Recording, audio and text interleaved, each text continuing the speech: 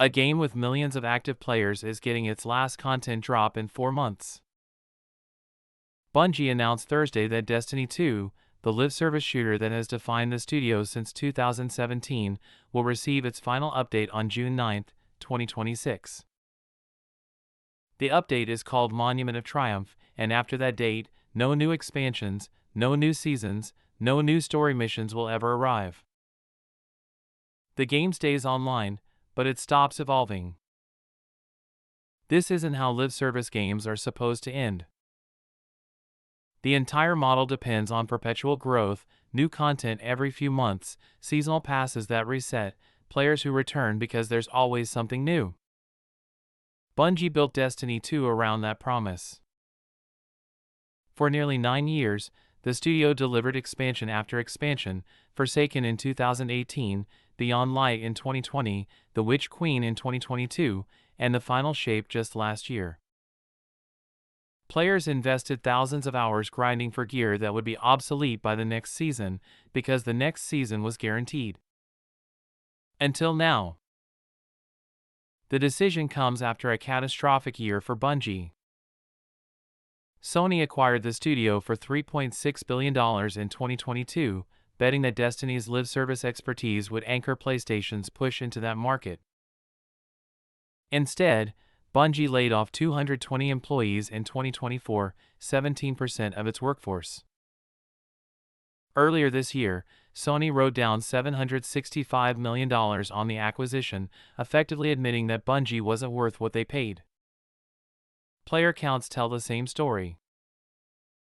Steam charts shows Destiny 2 peaked at over 300,000 concurrent players in February 2023. By January 2025, that number had collapsed to around 18,000. One report calculated that the game lost 91% of its players between the launch of the final shape and the follow-up expansion, Edge of Fate, which released in July 2025. Bungie says the decision is about focus. More developers are now working on Marathon, the extraction shooter the studio released earlier this year, than on Destiny 2. Marathon has been well received but hasn't come close to replicating Destiny's cultural footprint. The studio also hinted at a new beginning, language that has fueled speculation about Destiny 3, though Bungie has said nothing concrete. What's clear is that the live service model that made Destiny 2 possible is the same model that made it unsustainable. When player counts drop, revenue drops. When revenue drops, studios can't afford the armies of developers required to pump out content every quarter. And when the content stops, the players leave faster. The Monument of Triumph update will add a new exotic hand cannon, revamped loot systems, and the return of Sparrow Racing League, a fan-favorite mode that hasn't been available in years. Bungie says the update is designed to make Destiny 2 a welcoming place for players to return to, which is a polite way of saying the game is being preserved, not sustained. After June 9th, Bungie's weekly blog posts will enter a form of hibernation. The studio will share news about Destiny when there is news to share, which could be years from now, or never. For the players who have been logging in since 2017, the announcement feels like watching a slow-motion collapse that everyone saw coming but nobody wanted to name.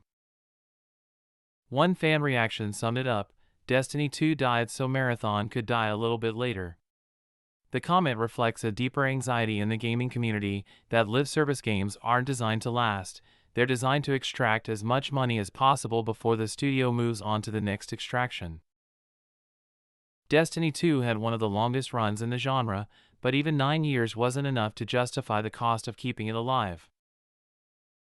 The game that promised to be your hobby, your second job, your reason to log in every week, now has an expiration date. And the real question isn't whether Destiny 3 is coming.